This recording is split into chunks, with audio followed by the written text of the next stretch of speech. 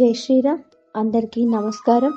భగవద్గీత 4వ అధ్యాయము జ్ఞానకర్మ సన్యాస యోగము 1వ అనువాదము. శ్రీ భగవానుడు అంటున్నాడు, నాశరహితమైన ఈ కర్మయోగాన్ని నేను వివస్వతునికి చెప్పాను. వివస్వతుడు మనువుకు, మనువు ఇక్ష్వాకును చెప్పారు.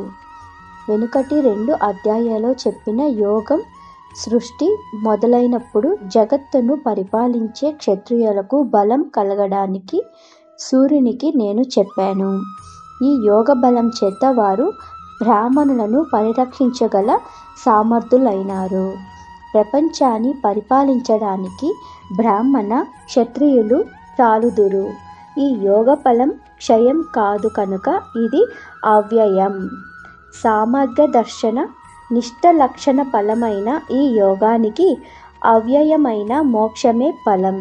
ఈ యోగం సూర్యుడు మనువుకు చెప్పాడు. మనువు తన కుమారుడైన తొలిరాజు ఇక్ష్వాకును దానిని చెప్పాడు. జై శ్రీరామ్.